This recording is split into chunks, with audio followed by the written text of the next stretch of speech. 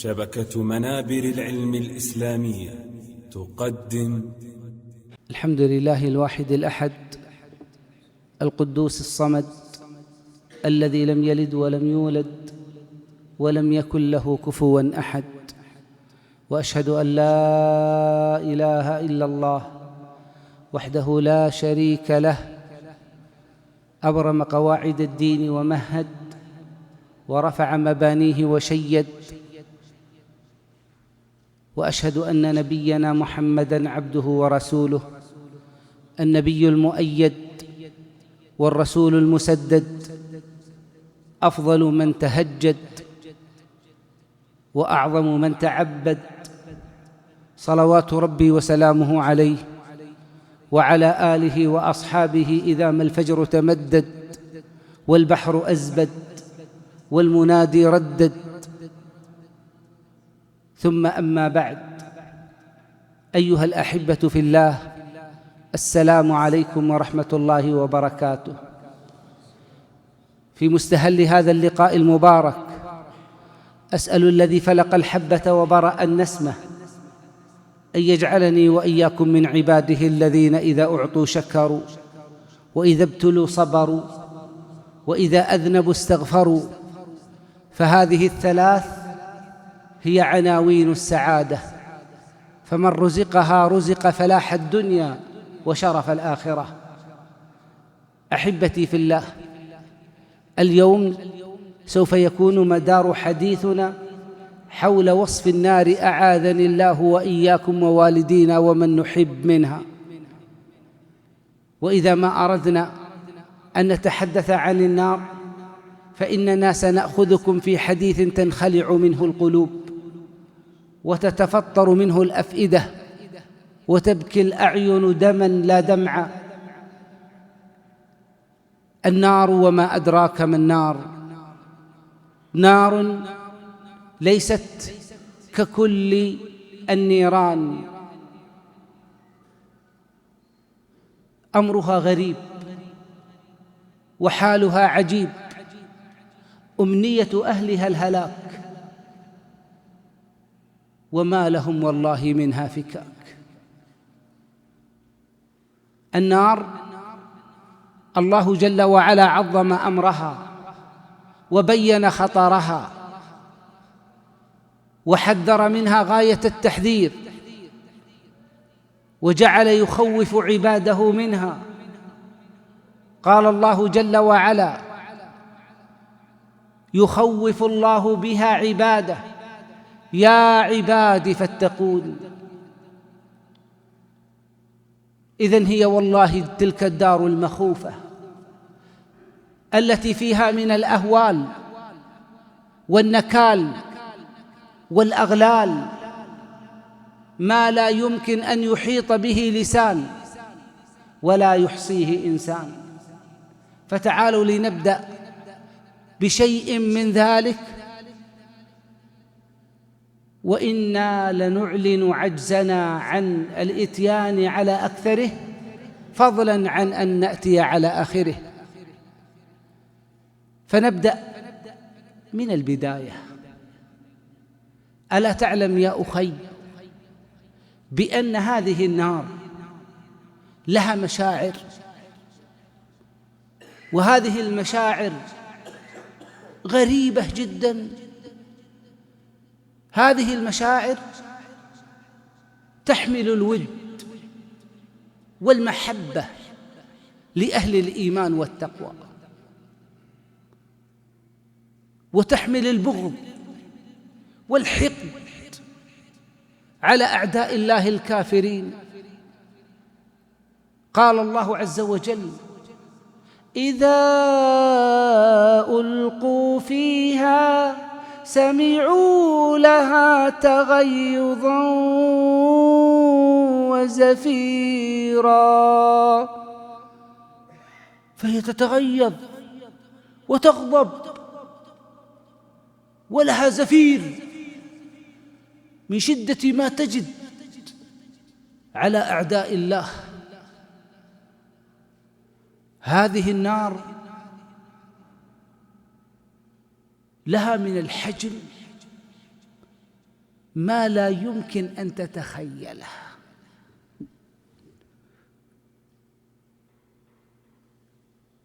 نار عظيمة. يقول النبي عليه الصلاة والسلام مبينا شيئا من ذلك: يؤتى بجهنم يوم القيامة لها 70,000 زمام، مع كل زمام 70,000 ملك يجرونها. تخيل، يعني 4,900,000 ملك فقط يسحبون هذه النار من ضخامتها، من ضخامة هذه النار العجيبة، أنها الشرر منها كالقصر. إنها ترمي بشرر كالقصر. الشرارة كالقصر الكبير، فكيف بها؟ في صحيح مسلم سمع النبي صلى الله عليه وسلم وجبة، صوت ضخم، قال لأصحابه: أتدرون ما هذا؟ قالوا: الله ورسوله أعلم. قال: هذا حجر ألقي من شفير جهنم منذ 70 سنة، لم يدرك لها قعرا إلا الآن.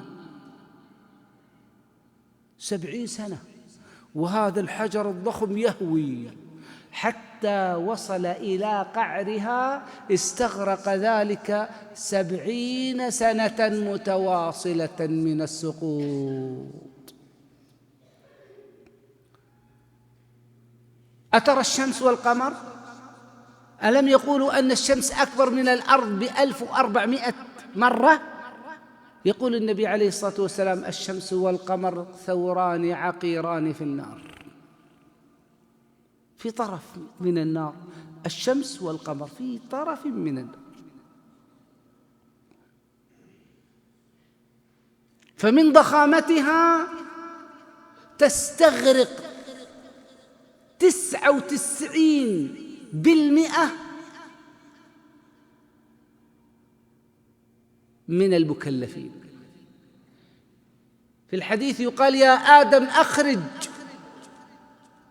أهل النار، فيقول: يا رب من كل كم؟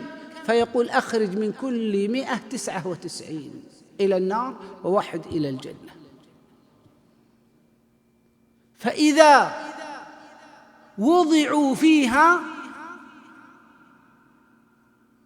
تخيل هذه النار ماذا تقول من كبر مساحتها: هل من مزيد؟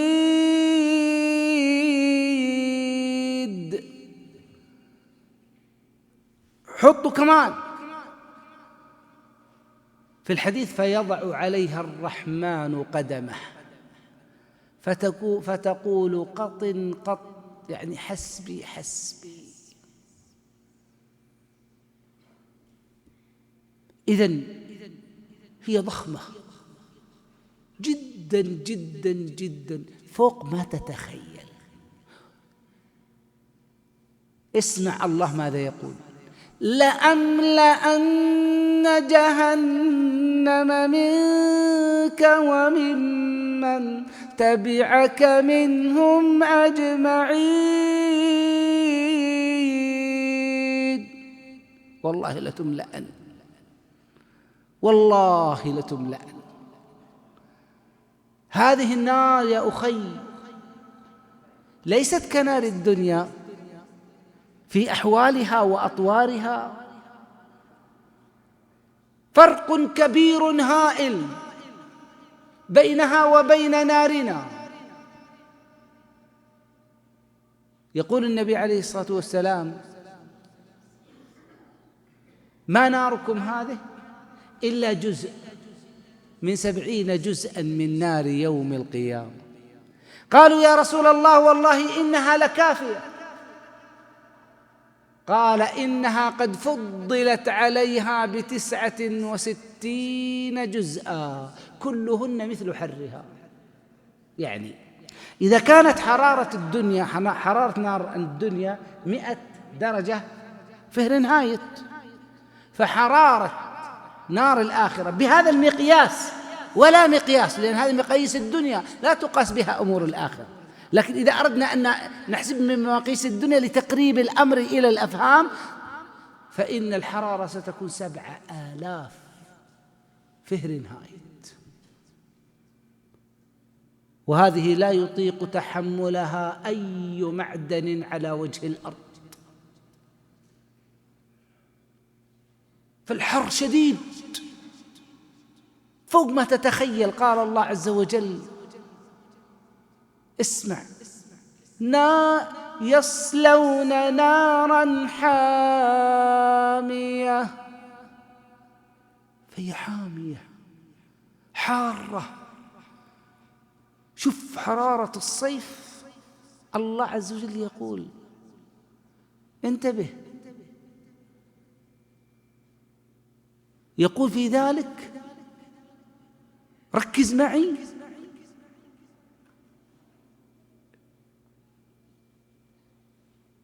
في الآية ذكروني: إن جهنم أشد حرا لو كانوا يفقهون.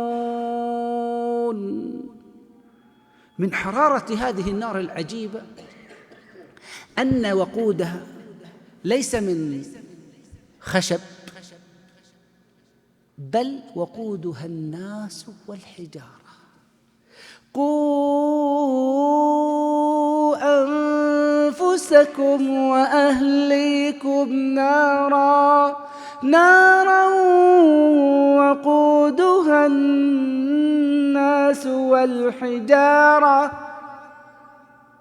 إذن وقود النار الحجارة الصماء. تخيل أخي الحبيب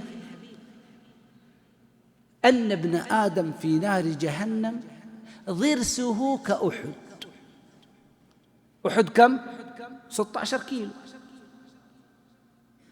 ضرسه كأحد،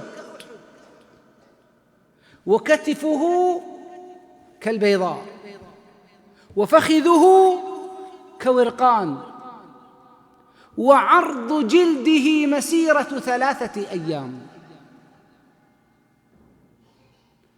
كل هذه الضخامة ليتحمل وما يتحمل، مصاب. النار أكبر مصاب. يقول النبي عليه الصلاة والسلام: يؤتى بأنعم أهل الدنيا من أهل النار يوم القيامة. رجل عايش في المليارات، ثروته لا تحصى ولا تقدر، عافية في الجسد ومال وشهوات ولذائذ، أنعم أهل الدنيا من أهل النار، فيصبغ في النار صبغة. ثم يقال له: هل رأيت نعيما قط؟ فيقول: لا والله ما رأيت نعيما قط. لتتخيل فقط الوضع. يقول النبي عليه الصلاة والسلام: ما هو عن النار، عن جمرها. أهون أهل النار يوم القيامة، أهون أهل النار يوم القيامة عذابا رجل يوضع تحت قدميه جمرتان يغلي منهما دماغه. فمن يطيق ذلك؟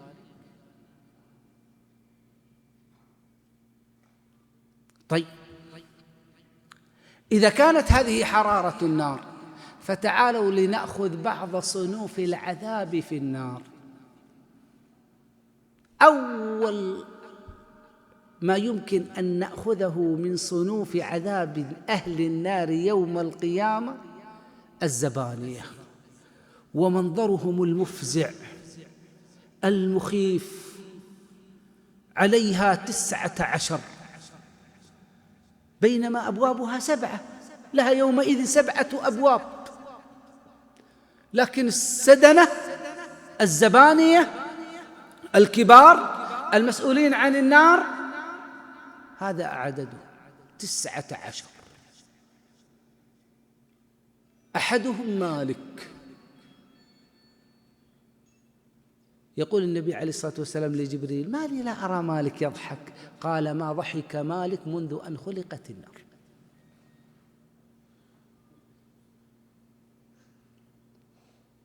عليها ملائكة غلاظ شداد، غلاظ ما عندهم رحمة، شداد ما عندهم ضعف، لا يعصون الله ما أمرهم ويفعلون ما يؤمرون.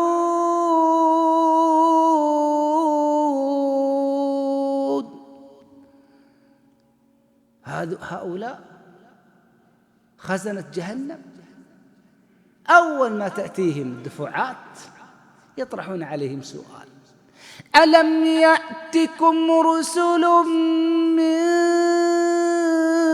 منكم يتلون عليكم آيات ربكم؟ جاءكم رسول؟ فيقول أهل النار: بلى.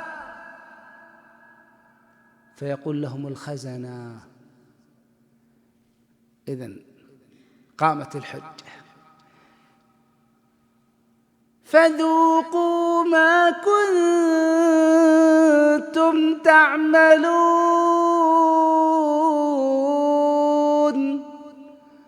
تخيل كيف يكون الاستقبال الحار. تدري الملائكة كيف يستقبلون؟ لا مرحبا بكم. الرحب ما هو؟ المكان واسع، فالملائكة تقول: لا مرحبا بكم إنكم صالوا النار.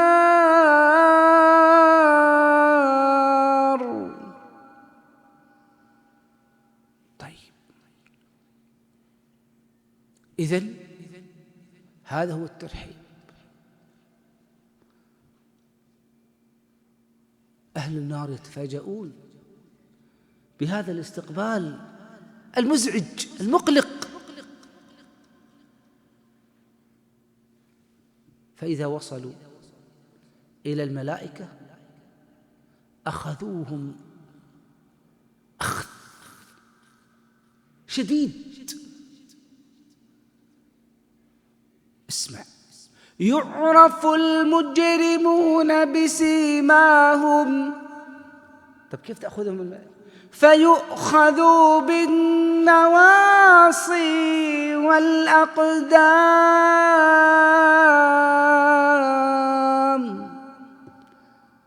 يمسكونه من رأسه ومن رجليه، يصفطونه. طيب، يعني هو ما هو دخول، لا، أهل النار ما يدخلون. يقول الله: إذا ألقوا فيها. إذن هو إلقاء، يطرح طرح.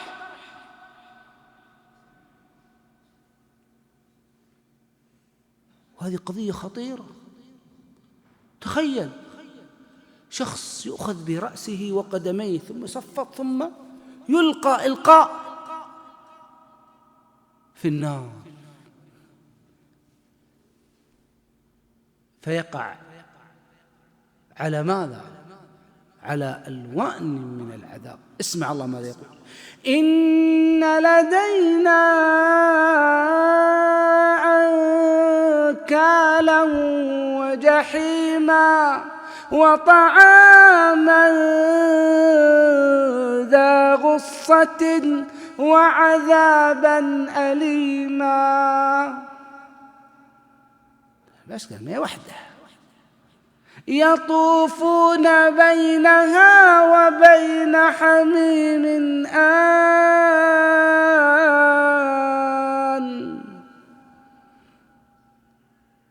إذن يلقون فيها إلقاء، ثم يخصص لكل واحد مكان يسمى منزل في النار.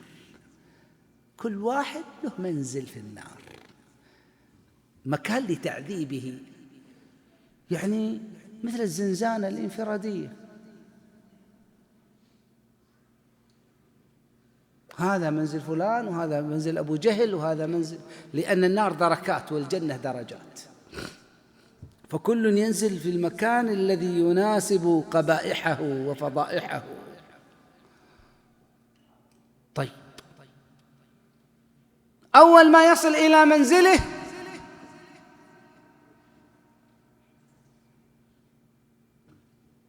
يبدأ العذاب مباشرة.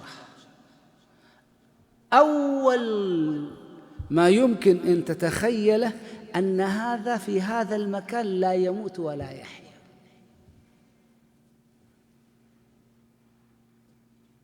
ثم لا يموت فيها ولا يحيا.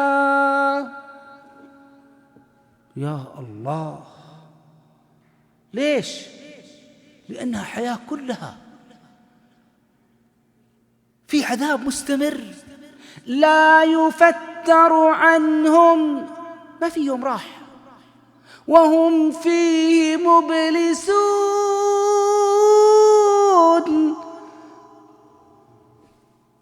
أبلسته النار من كل جهة، العذاب من كل جهة، ثم يبدأ بالسلسلة.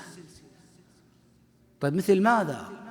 أول شيء يوضع من تحته نار ومن فوقه نار، يوم يغشاهم العذاب من فوقهم ومن تحت أرجلهم ويقول ذوقوا ما كنتم تعملون.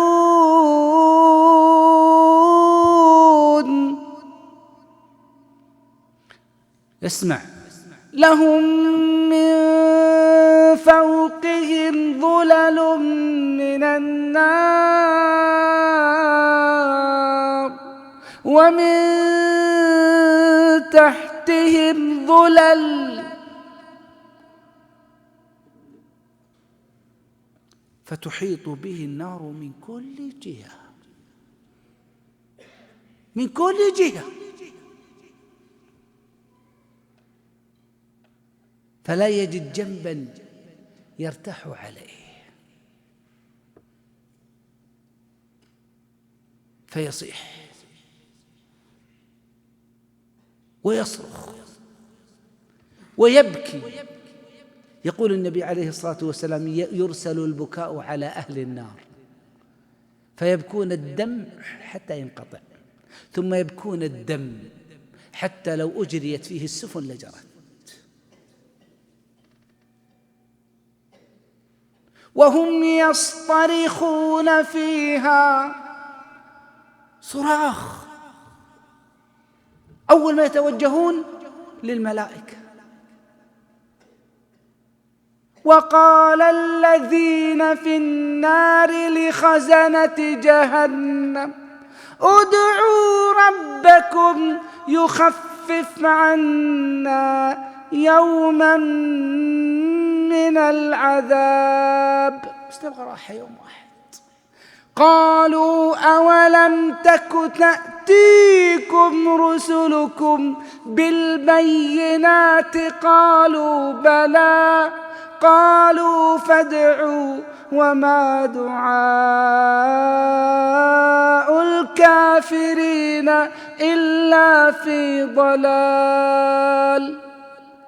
فإذا يئسوا ذهبوا إلى مالك كبير الخزنة ونادوا: يا مالك. ايش تريدون؟ الجنة؟ لا لا لا. ليقضي علينا ربك. نرتاح. كيف؟ يتمنون الموت. ويقول الكافر: يا ليتني كنت ترابا. تخيل ماذا يجيب مالك؟ يتركه ثم يجيبه: إنكم ماكثون.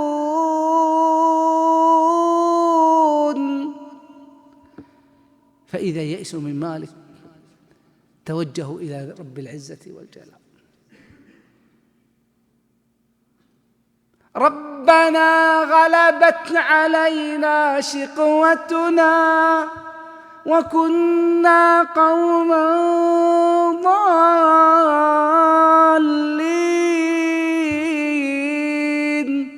ربنا أخرجنا منها فإن عدنا فإنا ظالمون.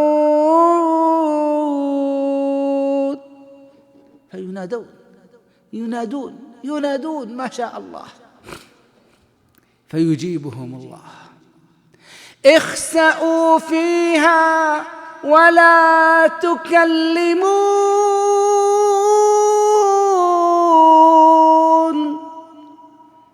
تخيل الرحيم الكريم يقول: اخسأ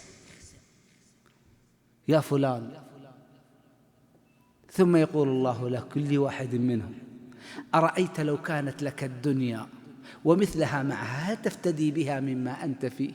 فيقول: أي رب؟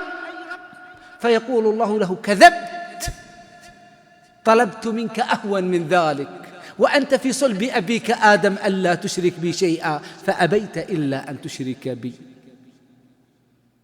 ثم يأتي الأمر العظيم، يأتي الأمر بإيصاد النار،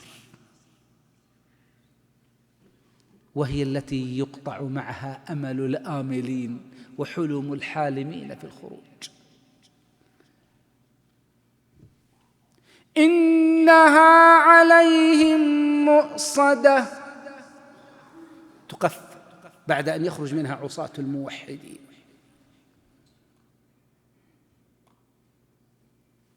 فتصبح مغلقة من كل جهة، وفي داخلها هؤلاء يسامون سوء العذاب. مثل ماذا؟ من صنوف العذاب العظيمة الأكل.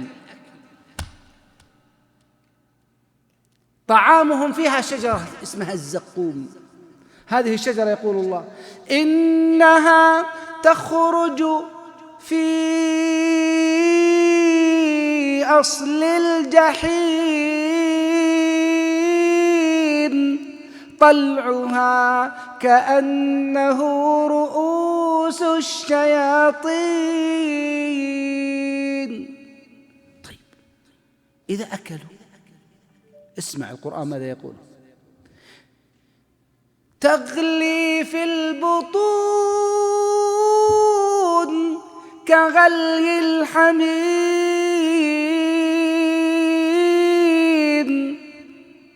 فإنهم لآكلون منها فمالئون منها البطون.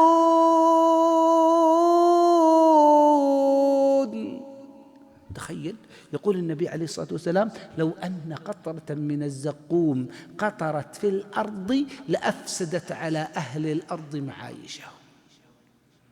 لو قطرة من الزقوم وقعت على الأرض لما استطاع أهل المشرق والمغرب أن يأكلوا ولا يشربوا ولا يناموا من نتن ريحها وشدة حرارتها، فكيف بمن تكون طعامه وشرابه؟ إذن لا تقول لي كيف شجرة تنبت في النار. هذه شجرة ليست كأشجار الدنيا ولا كأشجار الجنة، هذه شجرة للعذاب. ولذلك الله قال: والشجرة الملعونة في القرآن. شجرة غريبة خلقها الله لهذا الغرض، التعذيب.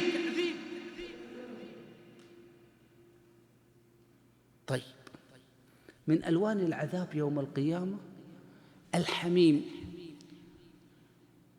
اسمع، يقول الله: وسقوا منها أو وسقوا فيها ماء حميما. هذا الماء أول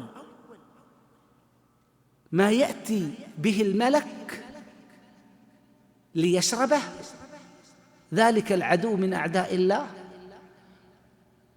تسقط فروة وجهه في ذلك الماء، فلا يبقى في وجهه إلا الجمجمة، يشوي الوجوه فيصبح الوجه مشوي فقط من الحرارة. طيب إذا وصل للحلق اسمح يقول الله ذا غصة، يعني يغص به، ما يستطيع يشرب، ما يستطيع يبلع، لكن لا بد يشرب. فإذا بدأ ينزل مع الحلق طعمه غير مستساغ، أمر عجيب، طعمه لا يستسيغ، لكن لا بد أن يشرب، فيبدأ ينحدر إلى الجوف، فإذا وصل إلى المعدة والأمعاء يقول الله فقطع أمعاءهم،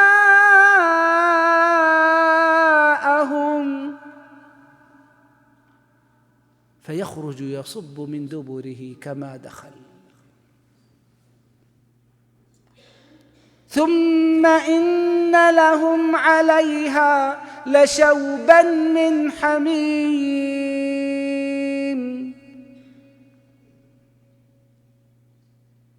إذن هذا النوع الثاني من أنواع العذاب. يأتي نوع آخر وهو نوع السلك، والسلك هنا غريب، يؤتى بسلسلة اسمها السلسلة الجهنمية، فتدخل في فمه وتخرج من دبره. خذوه فغلوه ثم الجحيم صلوه ثم في سلسلة ذرعها 70 ذراعا. انت ما قال الطول، لا تقول لي انت قلت اول ضرسك احد، لا الله ما يتكلم عن طول السلسلة، الله يقول عرضها، عرض السلسلة 70 ذراعا فاسلكوه.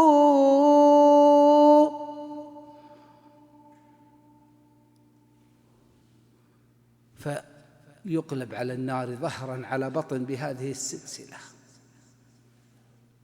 تكوى بها جباههم وجنوبهم وظهورهم، هذا ما كنزتم لأنفسكم فذوقوا ما كنتم تكنزون. يأتي لون آخر غير السلسلة وهو لون السحب، وهذا من أشنع أنواع العذاب في النار. يقول الله إن المجرمين في ضلال وسعر يوم يسحبون في النار على وجوههم ذوقوا مس سقر. إذن توضع الأغلال في الأيدي والأرجل ثم يرفع الأسفل لينزل بكل ثقله على وجهه، ثم تبدأ عملية السحب على النار. فقل لي بربك هل سيموت فيها أم سيحيا؟ يا الله، إذ الأغلال في أعناقهم والسلاسل يسحبون في الحميم ثم في النار يسجرون.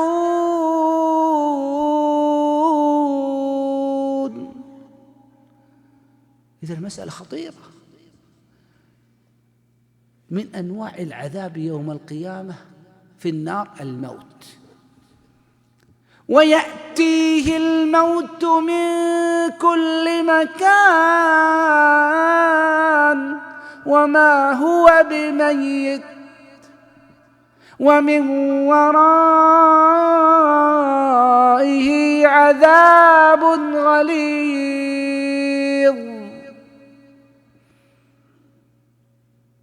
الخطورة أيها الأحبة أن هذا جزء، وبقية الأشياء لم يحدثنا عنها القرآن. قال الله: إنا أعتدنا للكافرين سلاسل وأغلالا. إذن مسألة فيها سلاسل، فيها أغلال، فيها أشكال أخرى لم يتطرق إليها القرآن ولا السنة. حدثنا القرآن والسنة عن جزء وبقيت أجزاء. فانتبه أيها المسلم واحذر هذه النار، واتقي هذه النار، وانجو بنفسك، فإن تنجو منها تنجو من ذي عظيمة، وإلا فإني لا أخالك ناجيا. آخر من يخرج من النار ايش يقول؟ يقول: الحمد لله الذي نجاني منك، والله لقد أعطاني الله شيئا ما أعطاه أحدا من الأولين ولا من الآخرين، لما رأى فيها ومنها من دواهي لا يتصورها العقل. إذن نعود لنقول: تخيل أخي الحبيب، تخيل فقط أن من شرب الخمر في الدنيا، الخمر يدخل فيها المخدرات، الهيروين، الكوكايين، حتى الكبتاجون والقات، كل مخدر ومفتر، كان على الله عهدا أن يسقيه من طينة الخبال.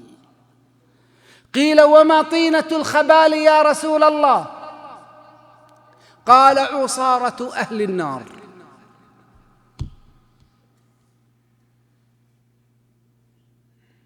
إذن يجب أن نفيق من الغفلة.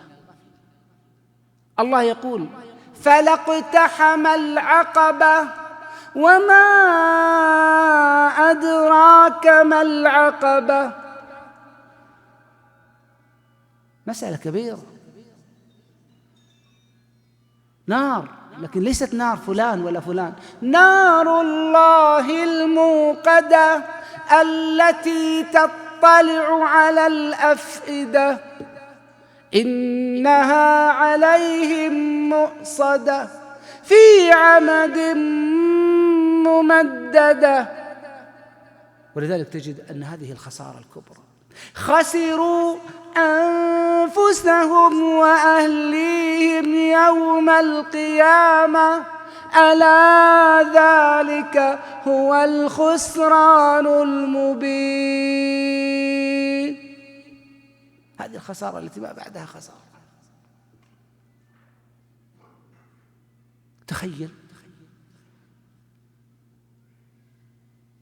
الله أخبرنا يوم القيامة بأن أهل النار وجوههم كالحة.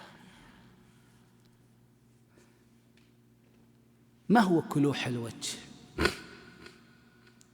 قال العلماء: إذا قيل كلح وجه الحيوان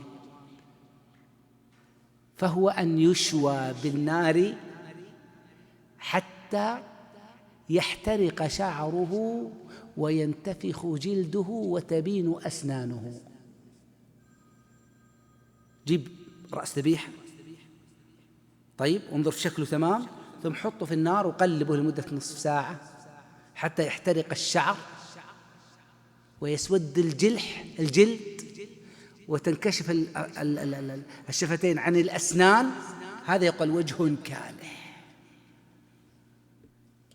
يقول الله وهم فيها كالحون.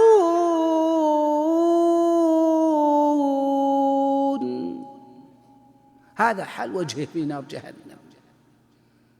ذهب الجمال والمال والعيال، ما نفعه شيء. يتمنى أن يخرج من النار بأي ثمن، لو يفتدي من نار يومئذ ببنيه وصاحبته وأخيه وفصيلته التي تؤويه ومن في الأرض جميعا ثم ينجيه. كلا،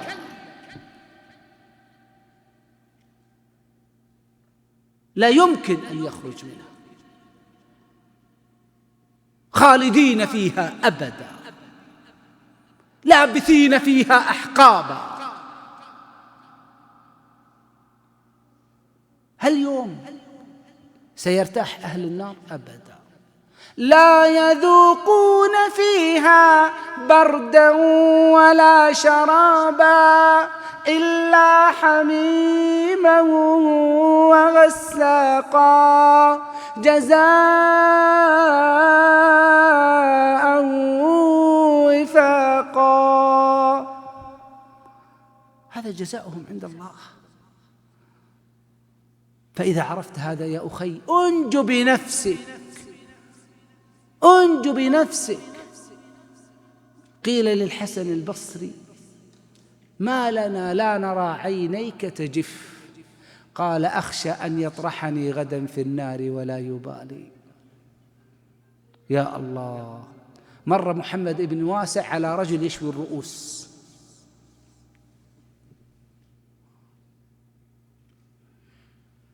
فسقط مغشيا عليه لأنه تذكر وهم فيها كالحون. هذا الكلوح. وبقي أياما وهو مريض من ذلك المنظر. إذن كانت النار هي المخوفة لعباد الله المؤمنين، طاشت منها عقولهم وخافت منها قلوبهم وذرفت منها عيونهم. أفي يوم من الأيام منها قد بكيت؟ أفي يوم من الأيام منها قد شكيت؟ أفي يوم من الأيام من خوفها دمعت؟ أفي يوم من الأيام منها استجرت؟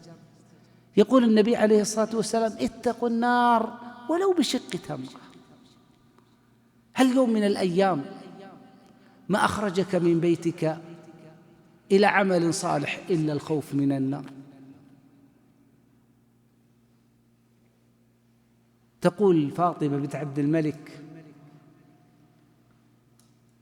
كان في الناس من هو أكثر صياما وصلاة من عمر بن عبد العزيز، لكن والله ما كان في الناس أشد خوفا من عمر بن عبد العزيز.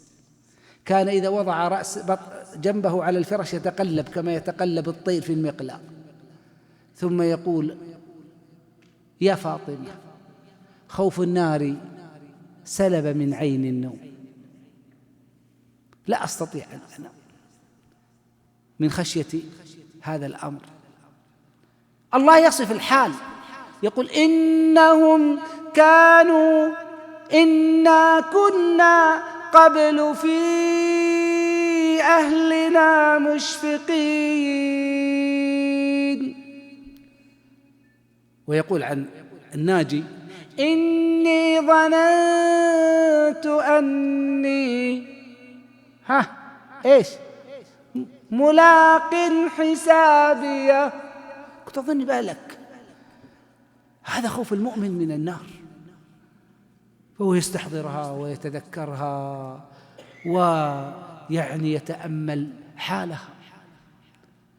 قيل لصلة بن هشيم والله لا تبقى أعزما لابد أن نزوجك، وكان عابدا.